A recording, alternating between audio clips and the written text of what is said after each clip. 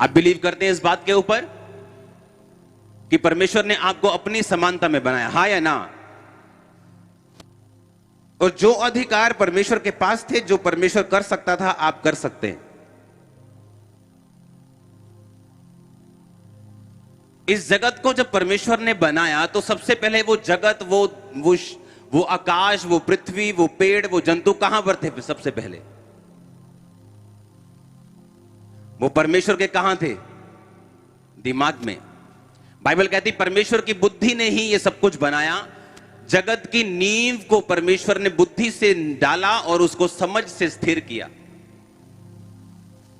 ये धरती के नीचे क्या है? आप पानी पर नींव डाल सकते हो? पानी में नींव डाल सकते हो? धरती के नीचे क्या है? पानी के ऊपर आप बैठे हो इस टाइम, और बाइबल कहती परमेश्वर ने अपनी बुद्धि से इस नींव को बनाया। अगर आप धरती खोद के ही देख लो ना, आपका विश्वास परमेश्वर पे बढ़ जाएगा, क्योंकि उसने पानी के ऊपर नींव डाली। और लोगों के घरों में अगर नींव में पानी लग जाए तो नींव खराब हो जाती है, और परमेश्वर ने पानी के ऊपर नींव डाली। बाइबल कहती है सब कुछ परमेश्वर के दिमाग में आया, उसकी बुद्धि में आया, और लिखा परमेश्वर ने अपनी बुद्धि से इस जगत की नींव डाली और समझ के साथ उसको स्थिर किया। और जब आपको बनाया गया, भूल जाओ कि लाखों लोग आज यहां बैठे हैं, फिर से भूल जाओ। जब मैंने कहा परमेश्वर ने आपको बनाया, उसने आपको कम नहीं बनाया, ज्यादा नहीं बनाया। उसने कहा मैं इंसान को बिल्कुल अपने जैसा बनाऊंगा और अपने जैसे अधिकार इसको दूंगा। और बाइबल कहती परमेश्वर ने आदम को बनाया और अपने जैसा बनाया। जब परमेश्वर ने आदम को बनाया तो स्कॉलर्स ये भी कहते हैं कि वो बिल्कुल परमेश्वर के जैसा था। उसका कद, उसका फेस, उसकी बॉडी, बिल्कुल वो अपने समान परमेश्वर ने बनाया। और सिर्फ शारीरिक रूप से अपने समान नहीं बनाया, आत्मिक रूप से और दिमागी रूप से भी अपने समान बनाया। आपके शरीर का कोई भी हिस्सा डॉक्टर उसका ऑपरेशन कर देता है आराम से, लेकिन अगर उसे दिमाग का ऑपरेशन करना हो तो डॉक्टर बोलते हैं कि गारंटी नहीं है, क्योंकि दिमाग में लाखों करोड़ों नाड़ियां होती हैं। ये छोटा सा दिमाग जो सिर पे है, ये कुछ पाउंड का, इसमें लाखों नर्व्स हैं, जो डॉक्टर बोलते हैं कि इसको ऑपरेट करना सक्सेसफुली ये परमेश्वर का ही काम है, हम सिर्फ कर सकते हैं।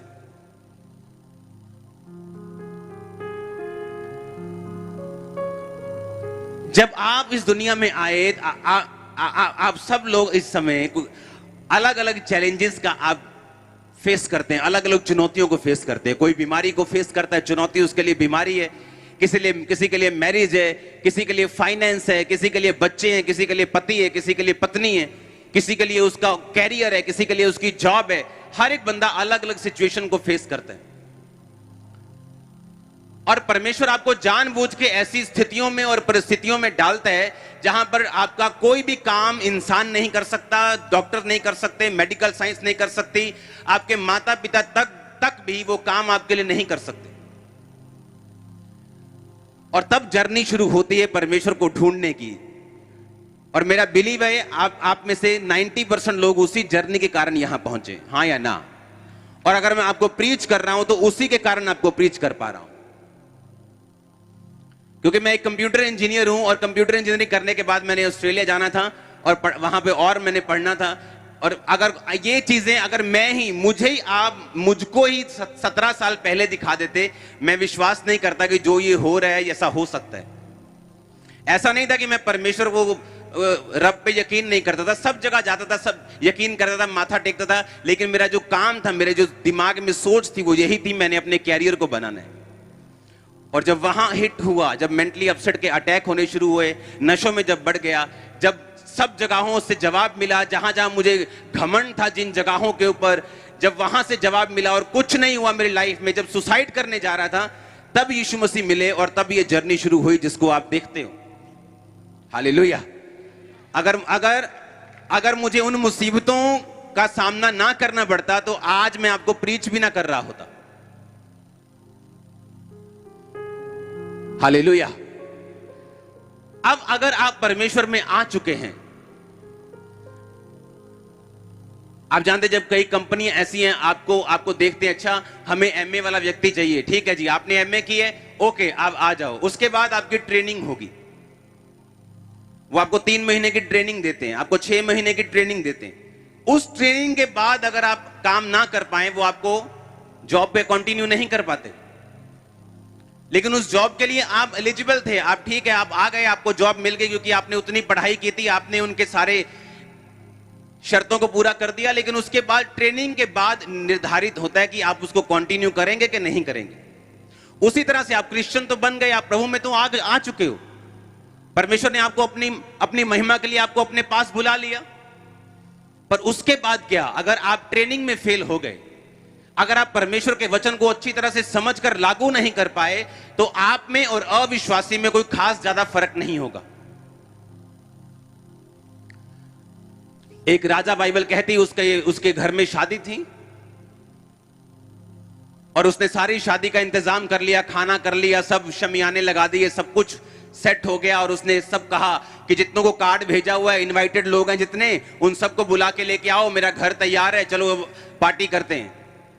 और जब वो बुलाने के लिए गए, उसके नौकर, तो कोई बोलता है मैंने खेत को जा रहा हूं, मैंने नया प्लॉट लिया है, मैं उसकी गोडी करने जा रहा हूं। कोई कहता है मैंने नए बैल लिए, उनको परखने के लिए जा रहा हूं। कोई कहता है मैं अपनी फसल बेचने के लिए जा रहा हूं। और कोई भी उस पार्टी में शामिल नहीं हुआ।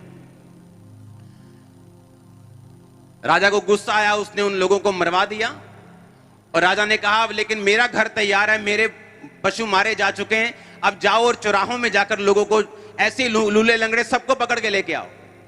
और वो चौराहों में गए और जितने उनको मिले सबको लेके आए, और सब खाने के भोज में एंजॉय कर रहे हैं। और शाम को राजा जब मिलने के लिए आया, तो एक व्यक्ति वहां ऐसा था जिसने शादी के कपड़े नहीं डाले हुए थे।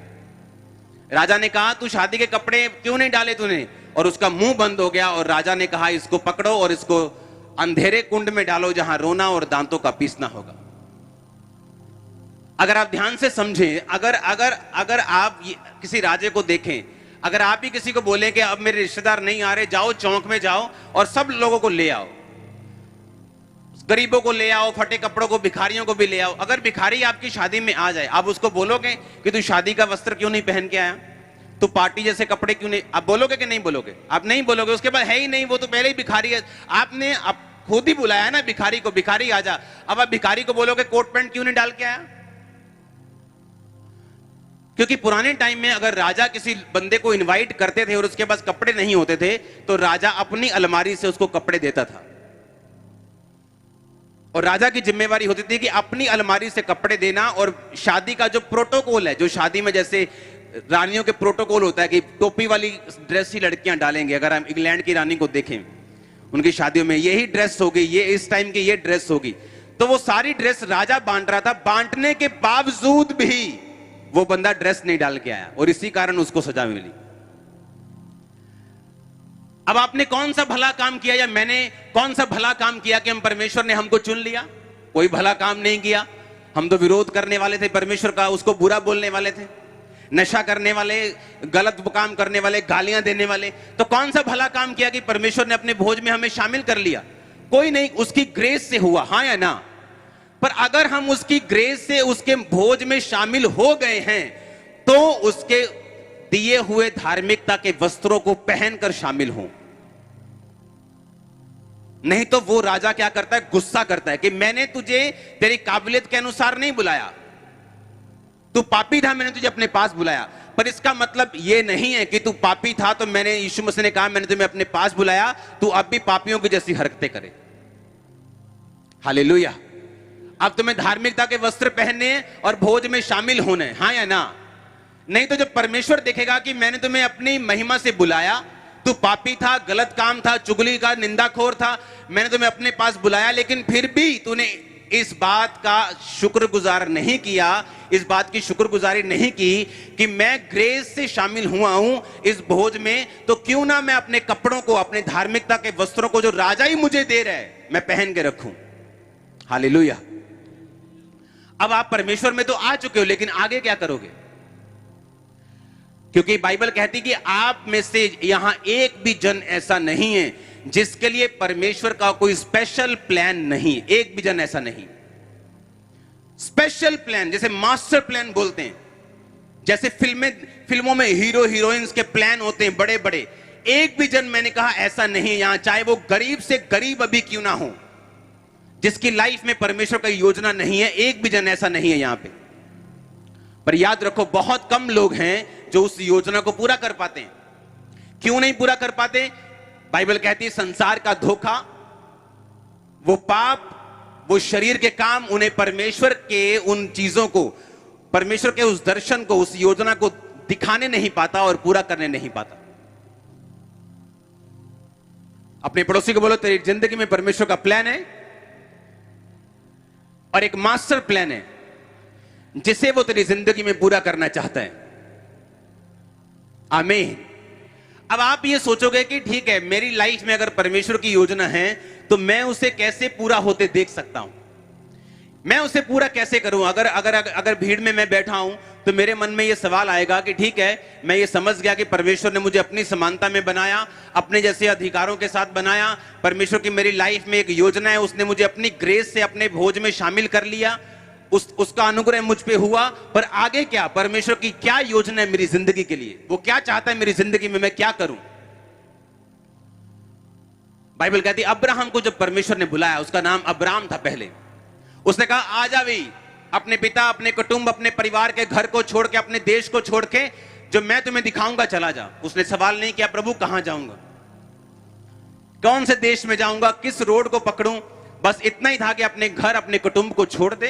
क्योंकि जहां अब्राहम रहता था, वो लोग लकीरों को पढ़ के आपका भविष्य बताते थे कि तेरे साथ ऐसा होगा, तेरे साथ ऐसा होगा। और परमेश्वर जानता था कि जब तक तू इन लोगों के अंदर रहेगा मैं तुझे ब्लेस नहीं कर पाऊंगा, क्योंकि उनकी बुद्धि, उनकी जो विद्या है वो तेरी सामर्थ्य में और परमेश्वर से आशीषों को लेने में एक रुकावट ठहरेगी। अब्राहम वहां से चला और बाइबल कहती जब वो परमेश्वर ने उसे योजना बताई कि तू यहां से चला जा, लेकिन ये नहीं बताया कहां, लेकिन बाइबल कहती विश्वास के साथ वो चल पड़ा। हां या ना? अब्राहम की उस पुस्तक को पढ़ेंगे, उत्पत्ति 15 का निकालो। उसने उसको बाहर ले जाकर कहा, आकाश की ओर दृष्टि करके तारागण को देख, क्या तू उनको गिन सकता है? और फिर उसने उससे कहा, तेरा वंश ऐसा ही होगा। उत्पत्ति 13 उसकी 14 आयत हम पढ़ेंगे। जब लूत अब्राम से अलग हो गया, उसके पश्चात यहोवा ने अब्राम से कहा, आंख उठाकर जिस स्थान पर तू है वहां से उत्तर, दक्षिण, पूर्व, पश्चिम चारों ओर दृष्टि कर, क्योंकि जितनी भूमि तुझे दिखाई देगी उन सबको मैं तुझे और तेरे वंश को युग युग के लिए दूंगा। सब बोलो आमीन। नीति वचन 16 उसकी 3 आयत अगर है स्क्रीन पे देखेंगे उसको।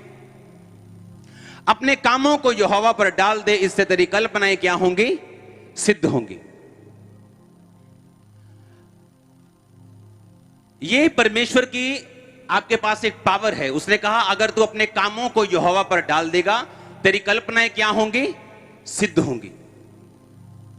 वो कल्पना छोटी हो, वो इमेजिनेशन बड़ी हो, वो कितनी भी बड़ी क्यों ना हो,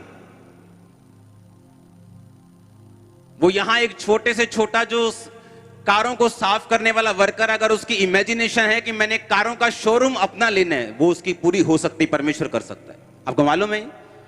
आपको मालूम नहीं शायद, मैं आपको बताता हूं वो कैसे कर सकता है। जब परमेश्वर ने आदम को बनाया, उसने उसे कैसा बनाया? कैसा बनाया? अपने जैसा बनाया। अगर आपके दिमाग से सारा कुछ मिटा दिया जाए और आपको यह बोला जाए कि ऐसी एक धरती होगी और उसकी नींव हम पानी के ऊपर डालेंगे, आपको यकीन हो जाएगा? बाइबल कहती जब याकूब अपने मामा के पास नौकरी करता था और उसका मामा उसे जाने नहीं देना चाहता था कि वो भेड़ बकरियों को छोड़ के जाए ना, यही मेरा काम करता रहे, तो बाइबल कहती याकूब ने कहा तू मुझे काली भेड़ें और काली बकरियां दे दे और जितने बच्चे इनमें से डॉटेड और लाइनों वाले पैदा होंगे वो मेरी तनख्वाह बाकी तेरे। उसने कहा ये तो फंस गया। अब काली बकरी होगी, काली बकरी का पति होगा, तो बच्चे तो वाइट होंगे नहीं, चितकबरे होंगे नहीं, लाइनों वाले तो होंगे नहीं। माँ अफ्रीकन है, बाप अफ्रीकन है, बच्चे तो अंग्रेज होंगे नहीं। उसने कहा ठीक है ये तेरी तनख्वाह, जितने बच्चे अंग्रेज हुए वो तेरी तनख्वाह, जितने बच्चे चितकबरे हुए वो तेरी तनख्वाह। कोई बात नहीं, तू काली भेड़ें और काली बकरियां रख ले। और बाइबल कहती रात को परमेश्वर के एक दूत ने उसे स्वप्न दिया कि जितनी बकरियां बच्चे पैदा कर रही हैं, काली बकरियां और काली भेड़ें, वो सारे डॉटेड हैं और सारे धारी वाले हैं। और जब वो सुबह उठा, उसने पता क्या किया? उसने पॉपुलर, एक वृक्ष होता है जो आपके सब जगह लगा होता है, पॉपुलर को लिया और भी वृक्षों को लिया और उसको बीच बीच से छील दिया, उसे धारी वाला बना दिया और उसको उस जगह लगा दिया जहां भेड़ें इकट्ठी होकर पानी पीती थी। और जब भेड़ें आके उन कुछ धारी वालों को देखती थी और इमेजिनेशन में अपने अपने अपने अपने दिमाग में याकूब ये देखता था दर्शन को कि जब वो बच्चे पैदा करेंगे वो धारी वाले पैदा करेंगे। और वही हुआ जो याकूब ने देखा। पता है क्यों? अब बताओ क्यों ऐसा हुआ? क्योंकि जब परमेश्वर ने धरती बनाई जो असंभव है, वो उसने कैसे बनाई? पहले धरती कहां पे थी? परमेश्वर के दिमाग में थी वो। और उसने अपने दिमाग में जो था उसको वचनों से बोला कि आकाश और पृथ्वी बन जाएं। और वैसा, अब ये बात तो इम्पॉसिबल है कि आपकी गाय वाइट हो, सांड वाइट हो और बच्चा भैंस के जैसा पैदा हो जाए, पर बाइबल कहती है ऐसा हुआ। और वही बच्चे पैदा हुए जो उसकी तनख्वाह थी। और ऐसा एक बार नहीं हुआ, कितनी बार हुआ? 10 बार। क्योंकि उसका मामा आके बोलता है अच्छा ये काली भेड़ और काली बकरियों ने लाइनों वाले बच्चे पैदा किए हैं, चलो कोई लोचा हो, गलती हो गई कोई बात नहीं बेटा। अब ऐसा है कि जितने जितने धब्बे वाले बच्चे होंगे, जैसे शेर पे तेंदुए पे धब्बे होते हैं, वो तेरी तनख्वाह, बाकी सारे मेरे। क्या हुआ फिर? उसने दर्शन देखा कि वही धब्बे वाले बच्चे पैदा हो रहे हैं और वही धब्बे वाले बच्चे पैदा हुए। उसका मामा आके देखता है अच्छा धब्बे वाले बच्चे पैदा हो रहे हैं, अच्छा कुछ करना ही पड़ेगा इसका, ठीक है, जितने बड़े बड़े गोले वाले पैदा होंगे वो तेरी तनख्वाह, बाकी सारे मेरे। उसने दर्शन देखा कि बड़े बड़े गोले वाले पैदा हो रहे और वही बच्चे पैदा हुए। बाइबल कहती 10 बार उसकी मजदूरी बदली गई और 10 बार वही बच्चे पैदा हुए जो उसने दर्शन में देखे थे। अपने कामों को यहोवा पर डाल दे, तेरी कल्पनाएं सिद्ध होंगी। अब आपके दिल में विजन हो सकता है कि मुझे एक बड़ी कंपनी का मालिक बनना है, मुझे एक बड़ी मिनिस्ट्री करनी, मुझे अपनी फैमिली को ऐसा देखना है, मुझे अपने बच्चों को सक्सेसफुल देखना है। आप सबसे पहले उन्हें दर्शन में देखेंगे, अपनी इमेजिनेशन में देखेंगे, क्योंकि बाइबल इब्रानिया 11 उसकी एक बात में लिखा, विश्वास आशा की हुई वस्तुओं का। इब्रानी 11 उसकी एक आयत को देखेंगे। अब विश्वास आशा की हुई वस्तुओं का निश्चय और अनदेखी वस्तुओं का प्रमाण है। बोलो, विश्वास आशा की हुई वस्तुओं का निश्चय और अनदेखी वस्तुओं का प्रमाण है। मैं 3 आयत पढ़ूंगा। विश्वास ही से हम जानते हैं कि सारी सृष्टि की रचना परमेश्वर के वचन के द्वारा हुई। यही नहीं, जो कुछ देखने में आता है वह देखी हुई वस्तुओं से बना है। आगे ओके, यही है। अब मैं सब जोर से बोलो हालेलुया।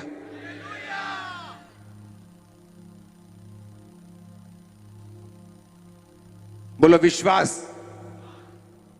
आशा की हुई वस्तुओं का निश्चय और अनदेखी वस्तुओं का प्रमाण है। बाइबल कहती जितनी देखी वस्तुएं आप देख रहे हो ये परमेश्वर के कैसे बनी है? वचन से। और क्या वचन दिखता है कि नहीं दिखता? वो नहीं दिखता। जो मैं बोल रहा हूं वो आपको सुन रहा है, दिख थोड़ी रहा है। उसने कहा विश्वास आशा की हुई चीजों का निश्चय। कहता अगर तुझे वो चीज चाहिए जो तू चाहता है, सबसे पहले तुझे अपने दिमाग में उसकी क्लियर फोटो बनानी पड़ेगी कि मुझे चाहिए क्या। वो चाहे असंभव काम हो, वो अपनी खोपड़ी से निकाल दो कि ये होगा कि नहीं होगा, ये बहुत बड़ा है। हम अपनी पॉकेट के हिसाब से अपने प्रोजेक्ट्स फाइनल नहीं करते, हम गॉड की पॉकेट के हिसाब से अपने प्रोजेक्ट फाइनल करते हैं। तो तो अपना दिमाग खत्म कर दो इधर से कि मेरे दिमाग में क्या है कि ये तो बहुत बड़ा कैंसर है, ये तो बहुत बड़ा रोग है, ये तो बहुत बड़ा कर्ज है, ये तो बहुत बड़ी, ये दिमाग से निकाल दो। अगर पानी के ऊपर धरती की नींव पड़ सकती है तो सोचो क्या हो सकता है। लेकिन परमेश्वर ने कहा जो पावर मेरे पास है, मैंने अपनी बुद्धि से इसे बनाया, वो पावर तेरे पास भी है, पर उसे काम में कैसे लाना, आज मैं वो आपको बताऊंगा। सबसे पहले बाइबल कहती है अगर आपके दिमाग में परफेक्ट पिक्चर नहीं है कि आप चाहते क्या हैं, परमेश्वर उसको पूरा करना उसके लिए मुश्किल हो जाएगा। जैसे एक लड़की प्रार्थना करती रहती थी, प्रभु मुझे अच्छा पति चाहिए, अच्छा पति चाहिए, अच्छा पति चाहिए। परमेश्वर कहता कैसा अच्छा, मेरे लिए एक टीचर भी अच्छा है, मेरे लिए क्लर्क भी अच्छा है, मेरे लिए तो अच्छा अच्छा है, तेरे तू कैसा अच्छा चाहती। उस पास्टर ने कहा तू क्या चाहती। परमेश्वर के लिए तो सब अच्छे हैं जो अच्छे लोग हैं, लेकिन तेरे लिए अच्छा क्या है वो तुझे पता है। उसने कहा तुझे कैसा प्रोफेशन कैसा चाहिए उसका, अपने पति का। कहती वो टीचर होना चाहिए। उसने कहा लिख ले। उसने कहा टीचर होना चाहिए। लंबा होना चाहिए, गिट्ठा होना चाहिए, लंबा होना चाहिए। अच्छा कैसा, ये ऐसा म्यूजिक भी पसंद होना चाहिए, नहीं पसंद होना चाहिए, ये पसंद होना नहीं। 10 उसने लिखे, परफेक्ट पिक्चर बनाई, उसके लिए प्रेयर की, दिमाग में रखा। 6 महीने में वैसा पति उसके पास था। प्रॉब्लम कहां है, हम परमेश्वर को बोलते रहते हैं मुझे अच्छा रिश्ता चाहिए, मुझे अच्छा रिश्ता चाहिए, और परमेश्वर को बताओ वो कैसे डिसाइड करे आपके लिए कि अच्छा रिश्ता कौन सा है। परमेश्वर ने अगर धरती बनाई तो उसके दिमाग में परफेक्ट पिक्चर थी कि धरती कैसी होनी चाहिए, बीज कैसे होने चाहिए, पेड़ कैसे होने चाहिए, हां या ना। और उसने आपको बिल्कुल अपनी समानता में बनाया कि अगर परमेश्वर जो उसको चाहिए था उसको दिमाग में फ्रेम करके अपने वचनों से पैदा कर सकता है, तो आपको सबसे पहले अपने दिमाग में चीजों को फ्रेम करना पड़ेगा कि आपको वो चीजें कैसी चाहिए। मेरे को चर्च कैसी चाहिए वो मेरे दिमाग में थी, आज मेरे सामने है। अगले 6 साल में कैसी चाहिए अभी मेरे दिमाग में, आपके सामने आ जाएगी। अब अगर आपके दिमाग में क्लियर नहीं है कि आपको चाहिए क्या, तो परमेश्वर के लिए उसे पूरा करना मुश्किल होगा। आप बोलेंगे मुझे बरकत दे, मुझे आशीष दे, लेकिन 1000 तरह की आशीषें हैं, कौन सी चाहिए आपको?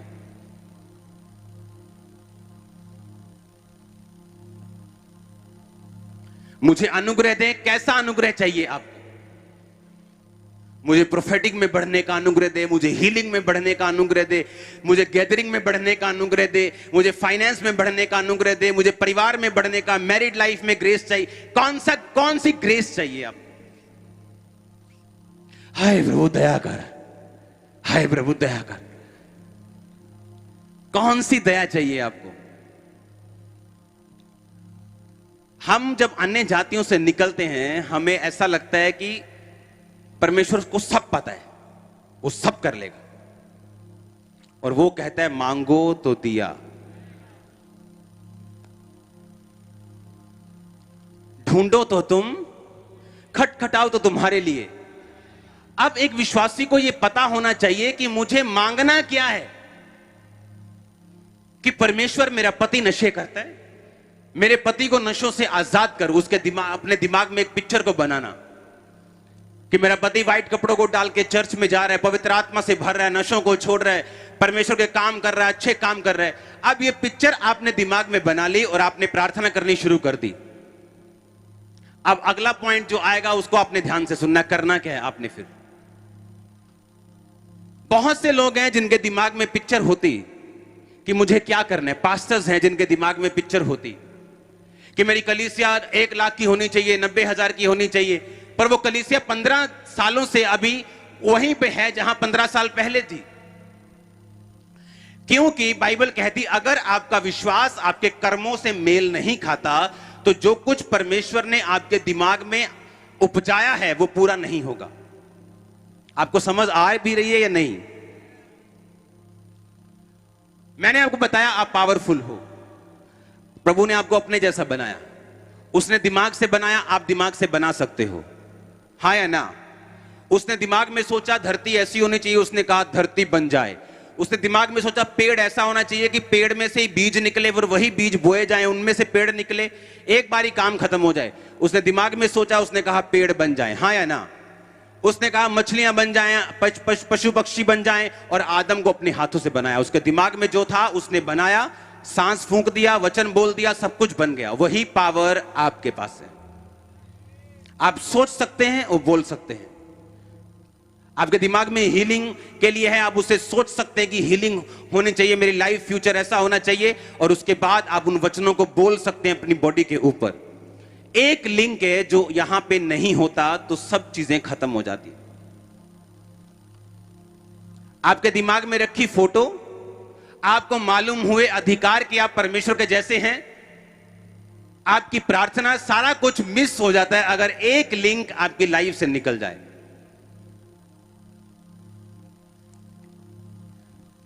एक पास्टर की टेस्टिमनी को सुन के उसके चर्च के 2 लड़के थे, उन्होंने कहा अगर परमेश्वर $2500 से $5 मिलियन, यानी उस टाइम का आप लगा लो, इस टाइम का 35 करोड़, उस टाइम का 350 करोड़ होगा। उसने कहा अगर हमारे पास्टर को परमेश्वर इस थोड़े से पैसों से 350 करोड़ का प्रोजेक्ट उसका पूरा कर सकता है, वो हमारा भी कर सकता है। उसने कहा क्या करें? उसने कहा तू 40,000 का तू लोन ले ले डॉलर्स का, 60,000 का मैं लेता हूं। मतलब उस टाइम का आप लगा लो कि 6-7 करोड़ का लोन ले लिया और उन्होंने चर्च शुरू कर दी और चर्च को बनाना शुरू कर दिया, विश्वास करके कि अगर प्रभु उसकी लाइफ में काम कर सकता है, हमारी लाइफ में भी कर सकता है। पैसे खत्म हो गए, फिनिश हो गए, बैंक वाले आ गए, भागना पड़ गया। कहते यार ये काम क्यों नहीं किया, ये फॉर्मूला। वो पास्टर को मिलने चले गए, कहते आपने $2500 से $5 मिलियन का प्रोजेक्ट पूरा कर दिया, हमारे पास तो $1 लाख से आपसे कम से कम 40 गुना ज्यादा, हमारा पूरा क्यों नहीं हुआ? उसने कहा जब परमेश्वर ने मुझे ये चर्च बनाने के लिए कहा तो उसने मुझे आवाज दे के बोला कि जाओ और 10,000 के बैठने की चर्च बनाओ। लेकिन जब तुमने चर्च बनाने का फैसला किया, तुमने परमेश्वर की आवाज नहीं सुनी, तुमने अपना दिमाग लगाया। 3 लड़कियां उठी मीटिंग पे जाने के लिए, रास्ते में बारिश हो रही थी, नदी बिल्कुल उफान पे थी। उसने कहा पतरस का परमेश्वर, हमारा परमेश्वर, छलांग मार दी तीनों नदी में, तीनों मर गई। अगले दिन खबरों में आ गया इनका परमेश्वर तो सिर्फ बाइबल का परमेश्वर है, ये तो सिर्फ बाइबल में काम करता है, ये तो मुर्दा परमेश्वर है, देखो लड़कियां बची नहीं। उस पास्टर ने फिर उस देश को, उसके मीडिया को क्लैरिफाई किया कि पतरस ने नहीं कहा था परमेश्वर मैं तेरे पास चल के आ रहा हूं, पतरस ने कहा था प्रभु अगर तू ही है तो तू अपने मुंह से बता कि मैं तेरे पास चल के आऊं। तो परमेश्वर ने कहा था आ जा, और लिखा जब परमेश्वर ने कहा आ जा तो पतरस पांव पानी पर पांव चलने लगा। अब दिक्कत कहां पे है? दिक्कत यह है कि अगर मुझे रेमा मिला, रेमा मतलब वो वचन जो परमेश्वर ने खास मुझे दिया। एक है लोगोस वचन जो बाइबल में लिखा है, उसके कोड़े खाने से हम चंगे हो चुके हैं, ये करो वो करो, ये सारा लोगोस वचन है, यानी सबके लिए है। एक है रेमा वचन, यानी परमेश्वर आपसे बात करता है कि तू अपने पति के लिए 7 रोजे रखेगी, खास आपसे बात करता है। तू बीज को बोएगा या तू प्रार्थना ये करेगा, खास आपसे, आपके विषय में वो बात करता है। जिस तरह से अगर परमेश्वर ने याकूब को दिखाया कि देख दर्शन में कि जो काली भेड़ें और काली बकरियां, उनके बच्चे वही पैदा हो रहे हैं जो तू चाहता है, चितकबरे, कभी लाइनों वाले, कभी धब्बे वाले। तो बाइबल कहती है जब वो सुबह उठा उसको रेमा वचन क्या मिला कि तू इन छड़ियों को छील कर उनके सामने लगा। ये उसका रेमा वचन था।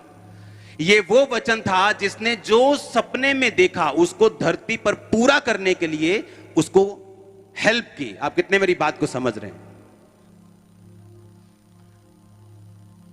अब आपके दिल में दर्शन है कि मैं ये बिजनेस करना चाहता हूं, ये ऐसा होना चाहिए, दिमाग में फोटो बना ली, आपने प्रार्थना करनी शुरू कर दी। लेकिन जब वो वचन तभी पूरा होगा, वो दिमाग वाला वही तभी पूरा होगा जब आपके पास रेमा वचन होगा। अब आप बोलोगे वो मुझे कैसे मिलेगा, मैं तो अनपढ़ हूं। वो अनपढ़ को भी मिल सकता है, वो किसी को भी मिल सकता है। कैसे? अब मैं आपको वो बताऊंगा। अगर आपको रेमा वचन चाहिए, जैसे अब्राहम को परमेश्वर ने दिया,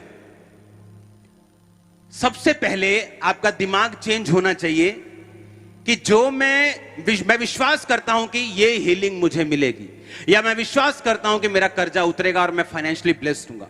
अब्राहम 15:5 को पढ़ेंगे, अगर उत्पत्ति 13 वाली आयत निकाल ली है तो वो भी निकालेंगे। उसने यानी परमेश्वर ने अब्राहम को बाहर ले जाकर कहा, आकाश की ओर दृष्टि करके तारागण को गिन, क्या तू उनको गिन सकता है? अब्राहम के बेटा नहीं था और वो ये शक रूपी विश्वास करके बैठा था कि अब मेरे बेटा होगा भी नहीं, तभी परमेश्वर से वो हटा नहीं था। और एक दिन रात को परमेश्वर ने कहा, अब्राहम उठ जा और बाहर चल, नंगी आंखों से आप 5000 से लेके 6000 तारे गिन सकते हैं। जहां अब्राहम रहता था उस टाइम वहां ह्यूमिडिटी, जो अभी आप ह्यूमिडिटी फील कर रहे हो, पसीना, वो वहां बहुत कम होता है उन दिनों में जहां अब्राहम था। अगर उन दिनों में कोई धरती से आकाश की तरफ देखे तो उसे हजारों में तारे दिखते हैं, आज से 15, 20, 40 गुना ज्यादा। और परमेश्वर ने कहा इन्हें गिन, और वो गिन रहा था, तारों को गिन रहा था। परमेश्वर ने कहा, और वो भूल रहा था बार बार, इतने तारे थे हजारों में। परमेश्वर ने कहा तेरा वंश मैं ऐसा ही कर दूंगा। और अभी उसके पास एक बच्चा भी नहीं था।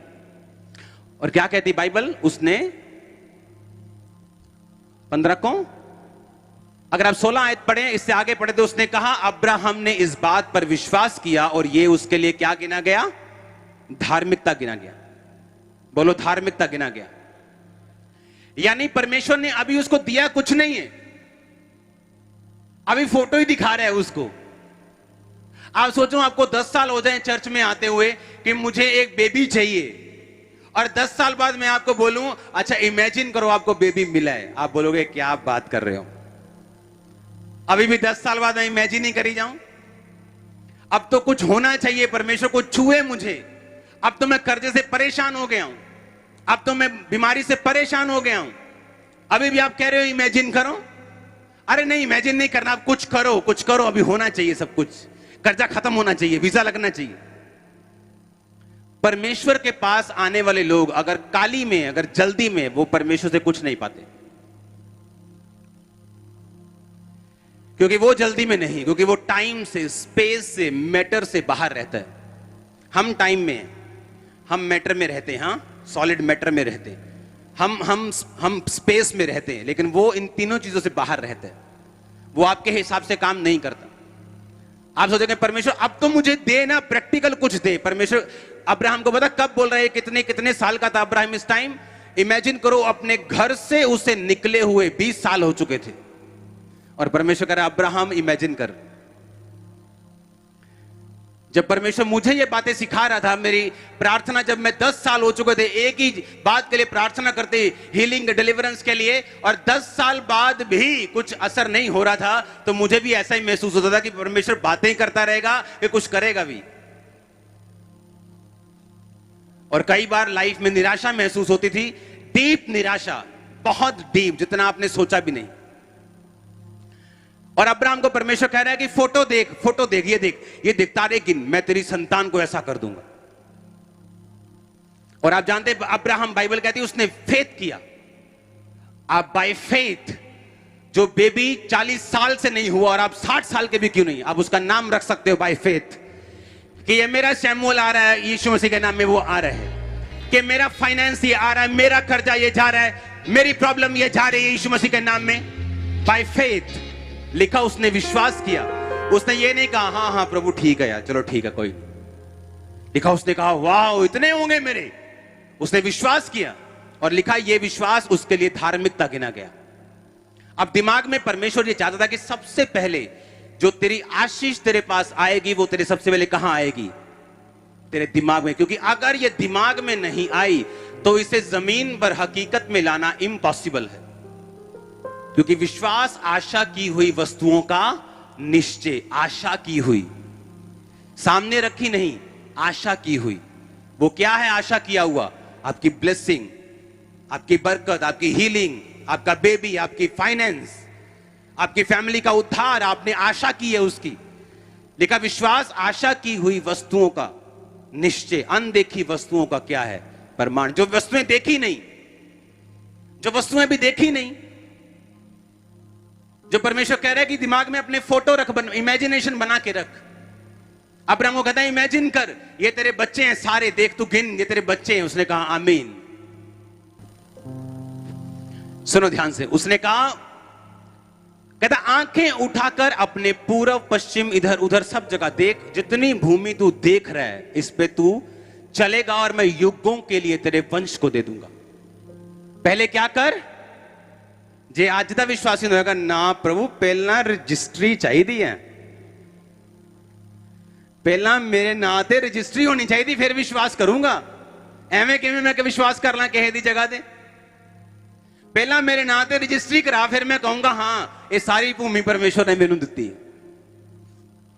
परमेश्वर ने कहा आंखें उठा के देख, सब जगह, सब इधर उधर देख रहे हैं? हाँ देख रहा हूं। परमेश्वर कहता है मैं तुझे दे दूंगा सारा सारा कुछ। उसने कहा आमीन। दिमाग में अभी भी दिमाग वाली गेम चल रही है। अभी भी क्या चल रही है? वो दिमाग वाली गेम चल रही है। मतलब शरीर में कुछ नहीं बदला है अभी भी। इधर से तंबू उठाया अब्राहम ने, उधर उठा लिया, उधर से तंबू उठाया अगले देश, अभी तंबू ही चल रहे हैं। पर परमेश्वर कह रहा है देख मैं तुझे नंबर 1 करने जा रहा हूं, देख। हाँ आप समझ रहे कि नहीं? वो कह रहा है देख। अब्राहम सोचता होगा तू दिखाई जा रहा है, कुछ कर नहीं रहा। जगह देख, इधर देख, उधर देख, तारे देख, बच्चे ऐसे कर दूंगा, ये ऐसे कर दूंगा। पूरा कब होगा? पता पूरा क्यों नहीं हुआ? अब तक पूरा क्यों नहीं हुआ? क्योंकि अब्राहम के पास दूत आए और उसने अब्राहम ने कहा मेरे पास रुक जाना जब तक मैं खाना ना दूं, मैं जब तक बोऊं ना आपके लाइफ में, आप जाना मत। वो दूत पहले कितनी बार आए होंगे अब्राहम के पास, लेकिन वो देख नहीं पाया उन दूतों को। और परमेश्वर जब भी अब्राहम के पास आता था ये की बात बोलता था, अब्राहम मेरी उपस्थिति में चलता जा और सिद्ध होता जा। परफेक्ट होने हैं तुझे, सिद्ध होने हैं तुझे। क्योंकि जो फोटो तेरे दिमाग में मैंने रखी है ना जमीन की, जो फोटो तेरे दिमाग में रखी है ना मैंने बेटे की, मैं वो फोटो को असली में पैदा कर दूंगा, पर तू सिद्ध होता जा। अब दिक्कत कहां पे है? आपको एक दर्शन परमेश्वर ने दिया, वो दर्शन फाइनेंस का हो सकता है, वो दर्शन चर्च का हो सकता है, वो कोई भी हो सकता है, आपके कैरियर की ब्लेसिंग का हो सकता है। अब एक लिंक जो परमेश्वर आपको देगा वो ये कि उस दर्शन को पूरा करने के लिए अब आप याकूब की तरह बांस को तो छील के लगाएंगे नहीं, क्योंकि उसका अपना दर्शन था। हाँ या ना? आपने भेड़ों के बच्चे तो पैदा करने नहीं है कि करने हैं? हाँ या ना? नहीं करने ना। आपका तो अपना विजन है, आपका तो हीलिंग है, किसी का ये है कि मेरा पति बच जाए, मेरी पत्नी बच जाए, आपका तो अलग दर्शन है। हाँ या ना? तो उस दर्शन को पूरा करने के लिए अगर याकूब को परमेश्वर ने कहा था कि ये बांस छील के लगा दे, वही मैं बात आपसे कह रहा हूं कि वो आपके दर्शन को पूरा करने के लिए आपको खास प्लान देगा। और सुनो मेरी बात, वो प्लान आपको तभी मिलेगा जब आप परमेश्वर के साथ खड़े हुए होंगे बिना पाप के। क्योंकि फोटो आपने दिमाग में बसा ली, अब्राहम ने बसा ली कि हां मुझे ये सारी जमीन मिलेगी, हां मुझे ये आकाश के तारों की तरह और समुद्र के किणकों की तरह, रेत के किणकों की तरह बच्चे मिलेंगे। लेकिन एक लिंक मिस था। जब परमेश्वर उसके पास आता था बोलता था कि मैं वो सब कुछ तुझे दे सकता हूं जो मैंने तुझे वायदा किया, पर एक चीज की कमी है, तू अपनी मेरी उपस्थिति में चल के क्या होता जा? सिद्ध होता जा। ऐसे लोग हैं विश्वासी लोग, बोने में अच्छे हैं, प्रेयर भी करते हैं, फास्टिंग भी करते हैं, लेकिन व्यभिचार की आत्मा उनकी जिंदगी में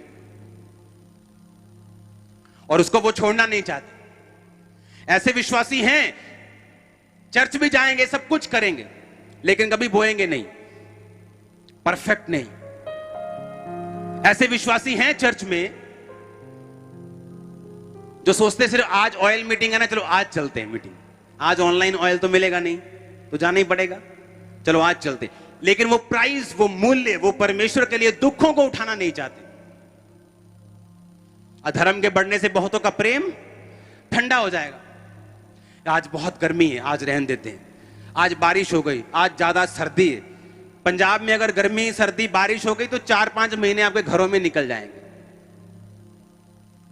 अगर ये चीजें आपको रोकने लगी तो 12 महीने से महीने में 4 महीने निकाल दो, 1 महीना पूरी सर्दी का, 1 महीना पूरी गर्मी का, 2 महीने 1.5 महीना बारिश का निकाल दो, आप 4 महीने घर में रहेंगे।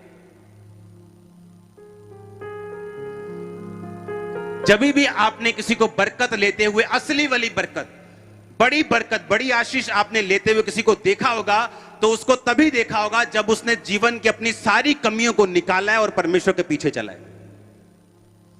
हालेलुया। अब आपके लिए परमेश्वर रेमा वचन कैसे देगा? जो आपके कैरियर के लिए, आपकी स्टडी के लिए हो सकते हैं, आपके परिवार के लिए हो सकता है कि आप ये करो अपने परिवार में।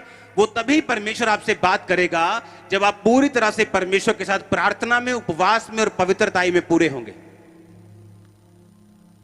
अब यही चीज आपको पूरी करनी है। आप समझ रहे मेरी बात के नहीं?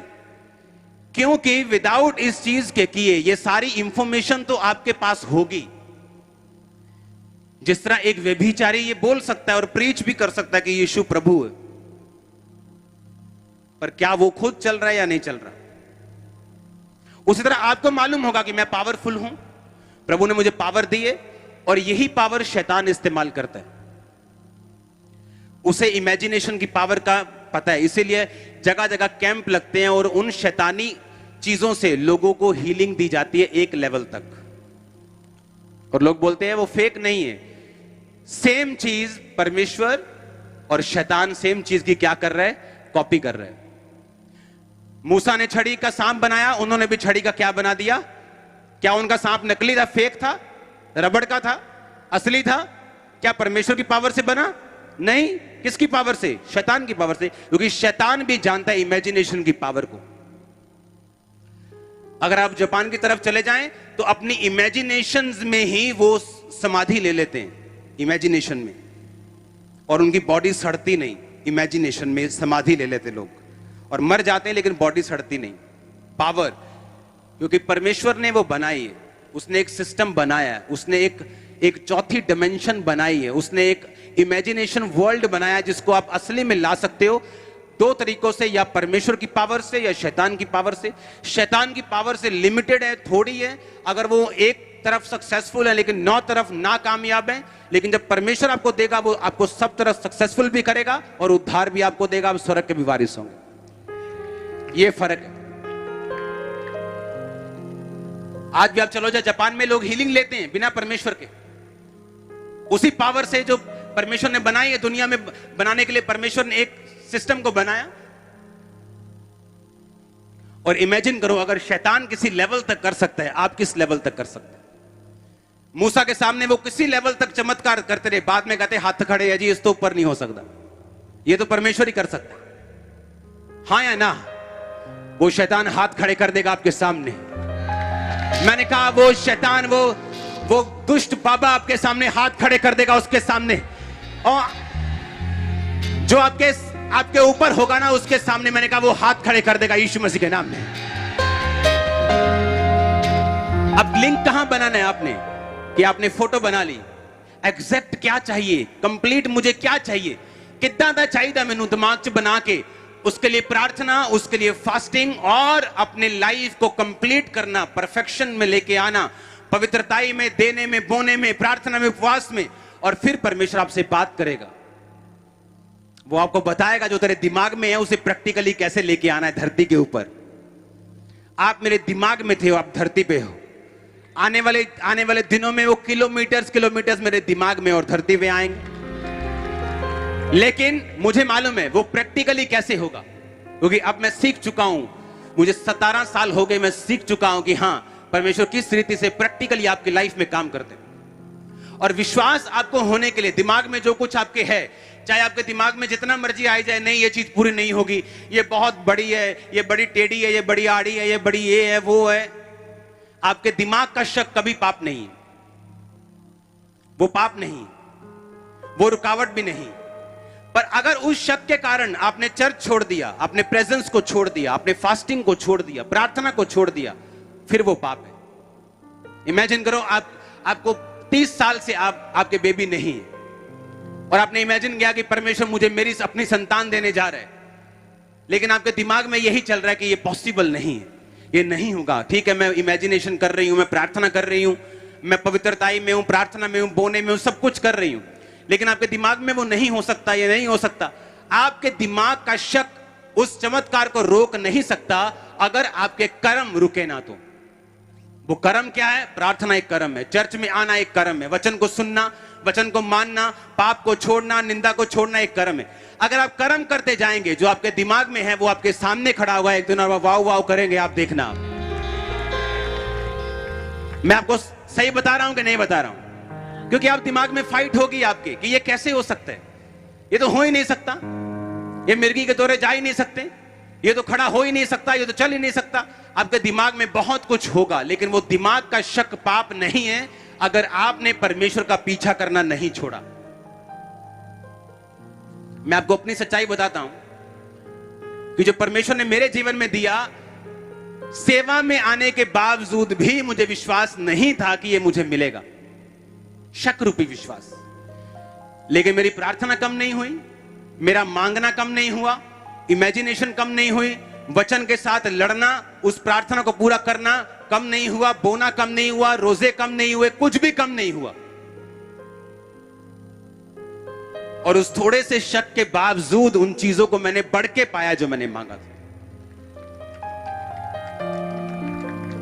प्रॉब्लम है जब शक आता है, उसके बाद शैतान आपको अपनी ओर खींचता है। चल ब्लू फिल्म देख, कोई फायदा नहीं, चल चल सिगरेट पी आके, चल शराब पीते हैं, चल वो देख पार्टी करते हैं, ये भी तो लोग ही है ना, ये भी तो मानते यार रब नूं, यार इन्ना भी कड़ा रब नूं मनना 24 घंटे, चल आ यार मजे करिए अब। और एक बार आप मजे करने गए, आपका लिंक टूट गया, फिर दिमाग की वो पिक्चर शेख चिल्ली पिक्चर कहलाएगी। जैसे शेख चिल्लियों के नहीं होती दिमाग में कि वो राजा राजा है, बस वो राजा दिमाग का ही राजा है फिर, क्योंकि उसको प्रैक्टिकली अगर आप पूरा नहीं करेंगे आप पागल ठहरेंगे। आप मेरी बात समझ रहे कि नहीं? अब्राहम को परमेश्वर ने कहा तेरे तारों के समान बच्चे होंगे।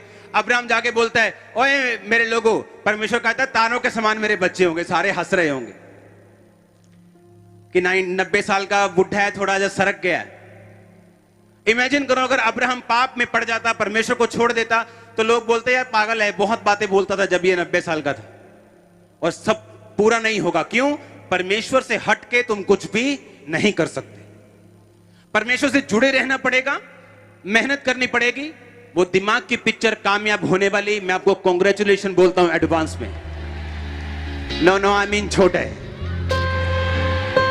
मैंने कहा खड़े हो क्या आमीन बोलो, मैंने कहा कांग्रेचुलेशंस, मैंने कहा congratulations, congratulations, congratulation Gurdaspur church, congratulation church यीशु मसीह के नाम में। आमीन ऊंचा, ये आशीष मैंने कहा आपकी। आप समझ रहे कि नहीं? वचन समझ आया कि नहीं? ऊपर से तो नहीं गया, साइड से तो नहीं चला गया, चला गया अंदर। मैंने आपको पास्टर सेमिनार वाला वचन दिया जो पास्टर्स को दिया जाता है, क्योंकि मुझे यह बिलीव है कि आप सब लोग सुसमाचार प्रचारक ही हो। बहुत जल्दी सुसमाचार प्रचारक की टीम फिर से एक बड़े लेवल पे यहां पे खड़ी हो जाएगी। फिर से हम अभी वेट नहीं करेंगे कोरोना शरोना ये हो वो। हालेलुया। पंजाब में परमेश्वर के इस एरिया में अगर परमेश्वर का प्लान है आप पे दया करनी, तो उस प्लान के नीचे अगर आप काम करेंगे आप भी ब्लेस्ड होंगे। और आप भी नहीं, आपके घराने भी होंगे। आमीन ऊंचा, ये आशीष आपकी।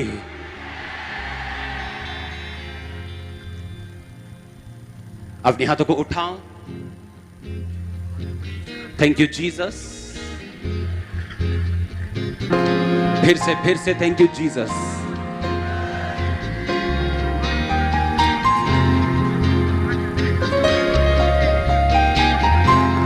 अंगीकार करो उस फोटो को, इमेजिनेशन को देखो कि खुदावन से आप क्या चाहते हैं, और परमेश्वर से रेमा वचन को मांगो, परफेक्शन वाली लाइफ मांगो। उससे मांगो कि वो आपको छुए, आपकी कमियों को दूर करे, ताकि आप उस इमेजिनेशन को पूरा होते देख सके। मांगो अपने हाथों को उठा के, थैंक यू जीसस।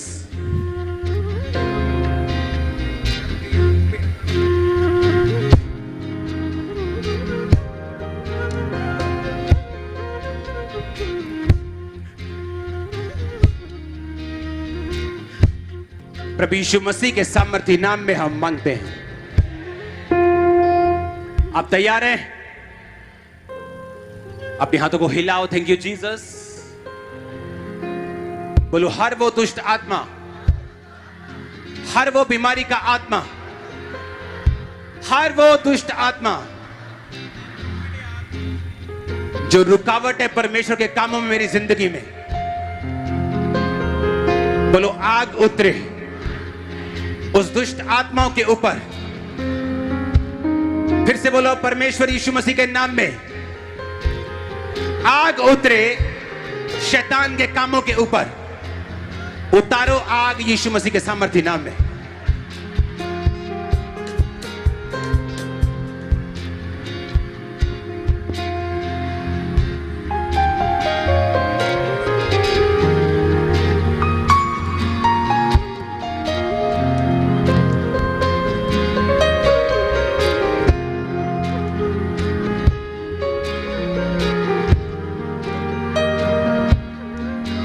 रिलीज करो Holi ghost, Holi ghost, Holi ghost, Holi ghost. Release करो होली गोस्ट फायर यीशु मसीह के सामर्थ्य नाम में। बोलो मेरे दर्शन को पूरा होने में जितने अंधकार की शक्तियां रुकावट हैं, निकल आए फायर के साथ यीशु मसीह के नाम में। निकालो उन्हें।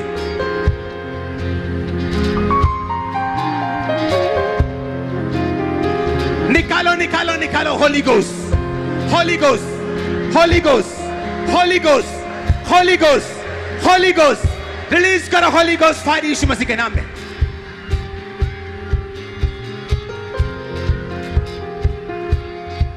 कमांड करो, बोलो दुष्ट आत्मा, जादू का, टोने का, नशे का, फेलियर का, out, come out, come out, come out, come out. निकालो उसे यीशु मसीह के सामर्थ्य नाम में।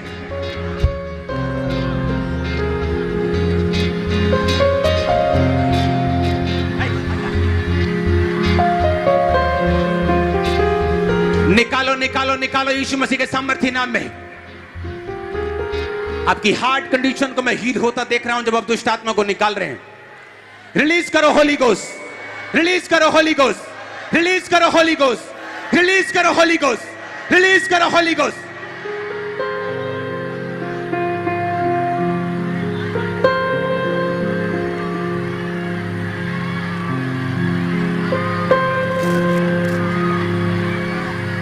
सांपों की दुष्ट आत्माएं, सुअर की दुष्ट आत्माएं, रिलीज करो होली गोस्ट फायर करो। निकालो यीशु मसीह के सामर्थ्य नाम में। मैं आपको ब्लेस्ड घोषित करता हूं प्रभु यीशु मसीह के नाम में। अगर आमीन हो चाहिए आशीष आपकी यीशु मसीह के नाम में। आपके माइंड, आपकी स्पिरिट्स उन दर्शनों को रिसीव करें जो परमेश्वर आपको दे रहे हैं। आपके माइंड, आपकी आंखें खुल जाए यीशु मसीह के नाम में। आप वो देख पाए जो परमेश्वर आपको दिखाना चाहता है यीशु मसीह के नाम में। हर एक रुकावट आपकी बॉडी को, आपके माइंड को, आपकी स्पिरिट को छोड़ के चली जाए यीशु मसीह के नाम में। आमीन। ऊंचा ये आशीष आपकी है चर्च। आपके शरीर के काम, वो शरीर की रुकावटें, वो अविश्वास आपकी बॉडी, आपकी लाइफ को छोड़े और जाता रहे। हड्डियों के रोग यीशु मसीह के नाम में आपकी बॉडी को छोड़े और जाते रहे। व्हीलचेयर पेशेंट्स यीशु मसीह के नाम में उठे और खड़े हो जाएं। आमीन। ऊंचा ये आशीष आपकी है चर्च। अपने हाथों को उठाओ, मेरे साथ एक मन हो जाओ।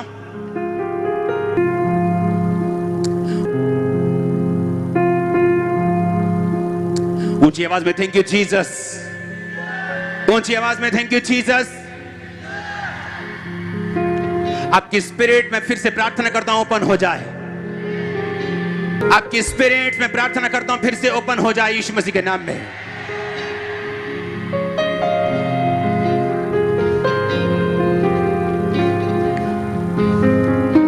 गुरदासपुर चर्च, आपकी स्पिरिट्स ओपन हो जाएं, यीशु मसीह से रिसीव करने पाए। आमीन। ऊंचा ये आशीष आपकी चर्च। ऊंची आवाज से बोलो हालेलुया। ऊंची आवाज से बोलो हालेलुया। ऊंची आवाज से बोलो हालेलुया। उस ऑयल को निकालो, अपनी बॉडी पे लगाओ, अपनी चेस्ट पे लगाओ जिनको दमे का रोग है।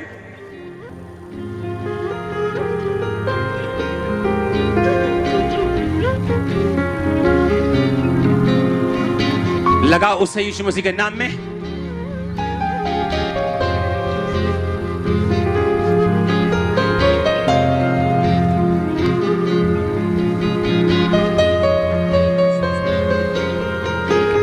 अंगीकार करो उसके कोड़े खाने से मैं चंगा हो चुका, मैं चंगी हो चुकी हूं। अंगीकार करो ऊंची आवाज में। मेरा फाइनेंस, मेरा जीवन, मेरा घराना, मेरी फैमिली वो बरकत को पा रही, इस फर्ज को पा रही। अंगीकार करो यीशु मसीह के नाम में।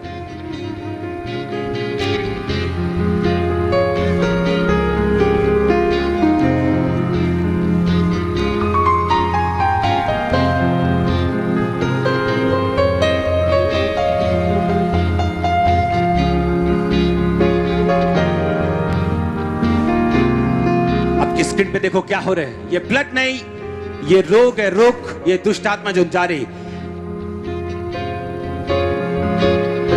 जहां भी दुष्ट आत्मा है, ये जहां भी है जादू, जहां भी टोने छुपे, इस फायर से जो आपके बॉडी के ऊपर आ रही है, निकल आए यीशु मसीह के सामर्थ्य नाम में। Come out in the mighty name of Jesus Christ। आमीन। ऊंचाई आशीष आपकी। व्यभिचार का आत्मा, दुष्ट आत्मा यीशु मसीह के नाम में निकल आए आपके जीवनों को छोड़ के यीशु मसीह के नाम में। गूंगी बहरी आत्मा आपकी बॉडी को छोड़े और जाती रहे। हड्डियों के रोग, शिकंजों के रोग, व्हीलचेयर के रोग यीशु मसीह के नाम में उठो और खड़े हो जाओ। दमे के रोग यीशु मसीह के नाम में चंगे हो जाओ। ये ऑयल आपको सिर्फ छाती पे लगाना है और आपको दौड़ना है। या राइट नाउ जिनको दमे का रोग है, मैं आपको हील होता देख रहा हूं, क्योंकि इस टाइम लाखों लोगों के ऊपर मैं ले हैंड नहीं कर पाऊंगा कि आपको दमे का रोग है, मैं आप पे ले हैंड कर रहा हूं, लेकिन आपके पास वो ऑयल है जो मैंने आपको भेजा है, उसको लगाओ और मैं देख रहा हूं आपको हील होते हुए। उसके साथ आप चलो और दौड़ो। जिस तरह आज लोगों ने टेस्टिमनीज दी है, मैं आपकी टेस्टिमनी को भी आता हुआ देख रहा हूं। मैं देख रहा हूं स्पिरिट को, वो दमे की आत्मा को आपकी बॉडी को छोड़ते हुए, यीशु मसीह के सामर्थ्य नाम में आपको छोड़ते हुए। आज मैं फाइनेंशियल बरकत को देख रहा हूं आपके हाथों पे आते हुए। वो ऑयल नहीं, ये फाइनेंशियल मसा आपके जीवन में आ रहा है यीशु मसीह के नाम में। मैं डिक्लेयर करता हूं कर्ज से यीशु मसीह के नाम में आपको फ्री, वंशों के श्रापों से आपको फ्री यीशु मसीह के नाम में। आमीन। ऊंचाई आशीष आपकी। होली गोस्ट फायर आपके बिजनेस के ऊपर, फायर आपके बिजनेस के ऊपर, आपकी जॉब के ऊपर, आपके शरीर के ऊपर, आपके माइंड के ऊपर, आपकी स्पिरिट के ऊपर, आपकी फैमिली के ऊपर, घराने के ऊपर, मैरिड लाइफ के ऊपर। आमीन। ऊंचाई आशीष आपकी। मैं देख रहा हूं व्हीलचेयर पेशेंट्स को उठता हुआ। मैं देख रहा हूं कैंसर पेशेंट्स को। आपके ब्रेस्ट में एक कैंसर है और आपकी उम्र कैंसर वाली नहीं, आपकी उम्र कैंसर वाली नहीं, आप बिल्कुल ही यंग है और पवित्र आत्मा आपको छू रहा है राइट नाउ। मैं देख रहा हूं उसकी हीलिंग एक तरफ से शुरू हो गई आपकी बॉडी के अंदर से, और मैं देख रहा हूं आपको हील होते हुए।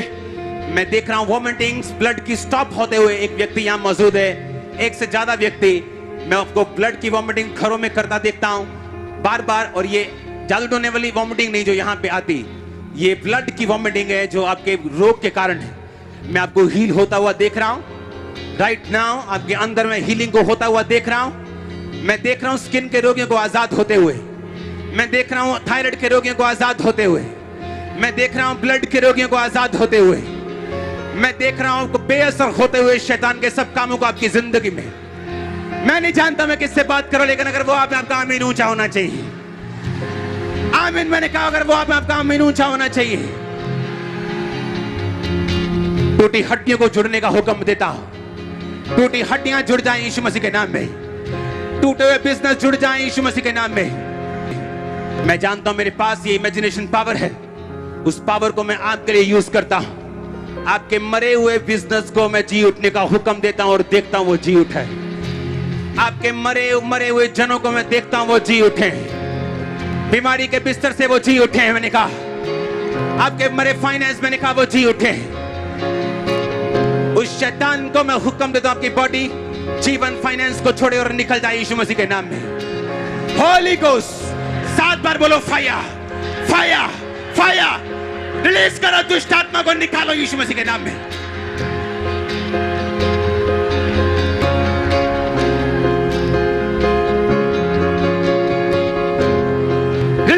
ऑफ फायर को यीशु मसीह के नाम में। आमीन। ऊंची आवाज में बोलो आमीन। अपनी बॉडी पे हाथ रखो जहां रोग है, फिर से कमांड करता हूं रोगों को आपकी बॉडी को छोड़े और निकल आए। जो बच्चे कभी नहीं चले यीशु के नाम में टांगे बल पाए। जो पेट के रोगी यीशु के नाम में चंगे हो जाए। फाइनेंशियल रोगी, फाइनेंशियल कर्जे के रोगी यीशु के नाम में चंगे हो जाए। यीशु मसीह के नाम में चंगे हो जाए। फेवर आपका हिस्सा हो, अनुग्रह आपका हिस्सा हो यीशु मसीह के नाम में। आमीन। ऊंचा ये आशीष आपकी है चर्च। मैंने कहा आमीन। ऊंचा ये आशीष आपकी है चर्च। हालेलुया। तारीफ करो जोर से जोर से जोर से। अपने हाथों को हिलाओ, बोलो thank you Jesus. Hallelujah. Apostle ये महेंद्र लाल आज पहली बार चर्चा यूट्यूब के द्वारा इन्होंने देखा चर्च के बारे में, और आज पहली बार आए हैं। ये बाइक से गिर गए थे और लेफ्ट बाजू पूरी तरह से जाम हो